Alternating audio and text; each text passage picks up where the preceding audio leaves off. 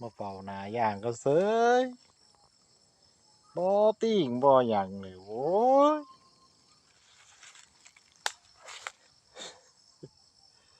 กรีดยางจนแล้วพี่น้องจะเห็นมันว้ายห่ามึงเอ้ยเข้าแล้วบ่ได้แนมเพิ่นนอนบ่ตื่นที่สวยแล้วได้นี่